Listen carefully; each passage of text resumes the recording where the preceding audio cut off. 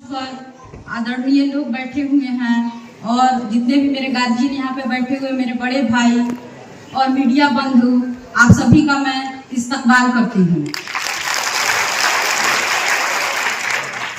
आज हम लोग सब जिस अहम मुद्दे को लेकर यहाँ पर इकट्ठा हुए हैं, उसका एक ही उद्देश्य है कि कैसे हम अल्पसंख्यक लोग की स्थिति सुधर सके, हम अल्पसंख्यक लोगों की कैसे तरक्की हो। आज हम लोगों की सियासत में जो हिस्सेदारी है वो किसी को बताने के लायक नहीं है, सब कोई इस बात को जानता है। सियासत क्या है? सियासत जो है वो हमारे देश और समाज की बनावट को दर्शाता है, क्योंकि सियासत में हर कौम के लोग हिस्सा लेते हैं और हर कौम के लोग अपनी अपनी कौम की रहनुमाई करते हैं, अपने अपने कौम के लोगों के हितों की रक्षा करते हैं। इसलिए हम मुसलमान लोगों को भी चाहिए कि सियासत में हिस्सा लें और सकारात्मक बदलाव पैदा करें, जिससे हमारे कौम का नाम रोशन हो, हमारे कौम की भलाई हो। आज हम लोग पश्चिम चंपारण में देख रहे हैं कि 9 विधायक हैं और 9 विधायक में से एक भी मुस्लिम नहीं है। क्या हमारी इतनी भी आबादी नहीं है कि हमारा एक मुस्लिम विधायक हो? आज हम लोग सब देख रहे हैं कि हमारी रहनुमाई करने वाला कोई नहीं है। अगर हम लोग ऐसे ही सियासत में अपनी हिस्सेदारी, अपनी जवाबदेही नहीं रखेंगे तो आने वाले विधानसभा और लोकसभा में हम लोगों की रहनुमाई करने वाला कोई नहीं होगा। अगर हम लोगों के खिलाफ अगर कोई बिल पारित होता है तो उसकी मुखालफत करने वाला कोई नहीं होगा।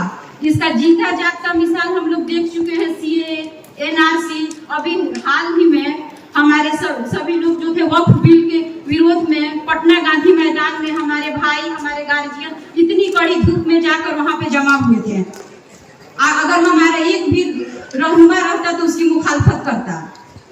इसलिए सियासत में हम लोगों को हिस्सा लेना है। हम लोग की बिहार की क्या स्थिति है ये सब कोई वाकिफ है। यहाँ की आर्थिक व्यवस्था, रोजगार, शिक्षा, ये सब मुद्दे हैं।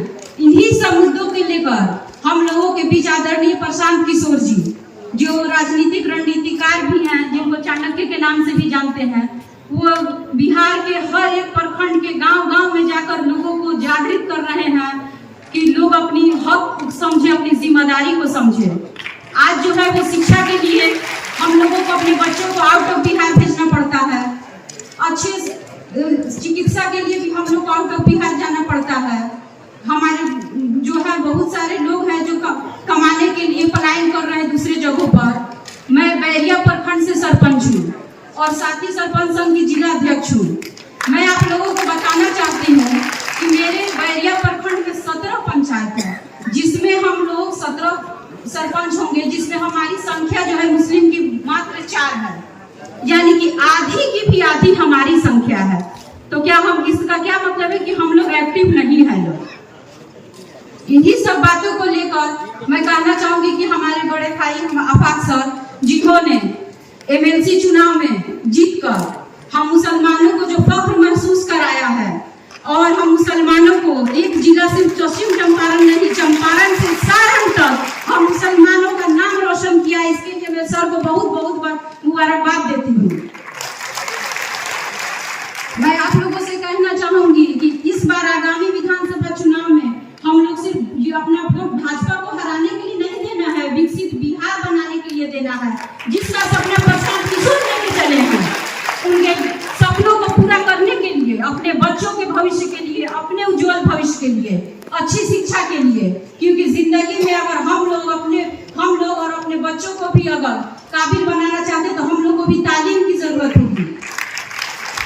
तालीम ही एक ऐसा रास्ता है जो हम लोग को जहालत से बाहर निकाल कर रोशन मुस्तकबिल की ओर ले जाता है।